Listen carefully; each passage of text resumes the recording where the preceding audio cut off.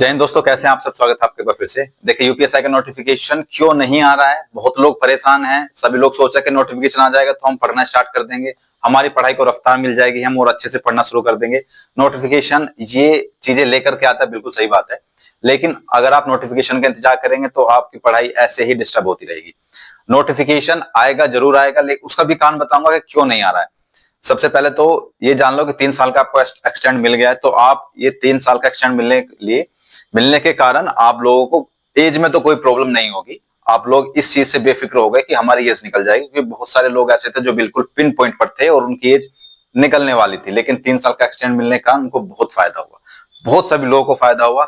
लेकिन इससे क्या है कि आपका जो कंपटीशन है वो तो बढ़ेगा ही बढ़ेगा, डेफिनेटली सी बात है। आपको और ज्यादा मेहनत करनी ही पड़ेगी। जो पुराने चावल हैं वो फील्ड में फिर से आ गए हैं, वो फिर से मेहनत करके आपसे ज्यादा नंबर ला करके सिलेक्शन ले लेंगे, तो उससे ज्यादा आपको पढ़ना पड़ेगा, सिंपल सी बात है। अब आप अगर इस स्थिति में हैं कि आपका पूरा सिलेबस कंप्लीट है, देखिए पहली बात तो ये कि अगर आप ये सोचते हैं कि मैंने किसी अन्य एग्जाम की तैयारी करी, वही चीजें अप्लाई करके सेम टू सेम मैं यूपीएसआई में अप्लाई करके यूपीएसआई का सिलेक्शन ले लूंगा, तो बिल्कुल गलत बात है, आप गलत सोच रहे हैं। क्योंकि यूपीएसआई का थोड़ा टेस्ट अलग है भाई। यूपीएसआई के लिए आपको उसी के हिसाब से पढ़ना पड़ेगा। आप ये नहीं सोच सकते कि मैंने सीजीएल की तैयारी की थी तो सेम टू सेम वही अप्लाई करके यूपीएसआई निकाल लूंगा, नहीं। हाँ, मदद जरूर मिल सकती है, लेकिन बिल्कुल, क्योंकि यूपीएसआई के लिए आपको मूल विधि भी पढ़नी पड़ती है, यूपीएसआई में आपको हिंदी पढ़नी पड़ती है, कुछ टफ क्वेश्चंस का सामना भी करना पड़ता है, जीएस में बिल्कुल अलग क्वेश्चन आते हैं, तो वो सारी चीजें आपको सिलेबस पहले पढ़ लेना चाहिए, उसके बाद आपको तैयारी करना शुरू करना चाहिए। या फिर अगर आपने पूरी तैयारी कर भी ली है तो भी आप एक बार सिलेबस पढ़ें, सिलेबस में क्या चीज छूट गई है। सिलेबस पढ़ना बहुत जरूरी है। हम क्या काम करते हैं, बस किताब उठाते हैं, पढ़ना स्टार्ट करते हैं, हमें ये नहीं पता कि इसके सिलेबस में आखिर है क्या क्या, क्या क्या पॉइंट दिए हुए हैं। तो सारे पॉइंट आपको पढ़ने चाहिए, उस हिसाब से आपको तैयारी करनी चाहिए। नोटिफिकेशन क्यों नहीं आ रहा है, देखो भाई, नोटिफिकेशन टेंडर की वजह से नहीं आ रहा है। अभी थोड़ा टेंडर में प्रॉब्लम चल रही है, जैसे ही वो चीजें क्लियर हो जाएगी, क्योंकि अभी भर्ती बोर्ड ने कुछ दिन पहले भी जानकारी दी थी कि जून में आपका नोटिफिकेशन आ जाएगा, लेकिन नहीं आया।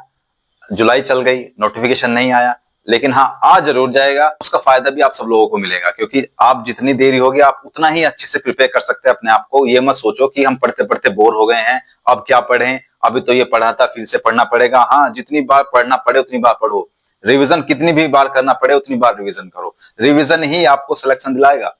रिवीजन और प्रैक्टिस, हफ्ते में 2 से 3 बार मॉक टेस्ट जरूर लगाओ। लास्ट ईयर क्वेश्चन पेपर्स को तो बिल्कुल चाट डालो, रट डालो उनको, ठीक है। मॉक टेस्ट लगाओ और जो अपना रिवीजन है वो करते रहो। अगर आपका सिलेबस कंप्लीट हो चुका है तो सिलेबस को एक बार फिर से देख लेना, उसके पॉइंट सारे देख लेना, और यही चीजें हैं जो आपको सिलेक्शन दिलाएंगे भाई।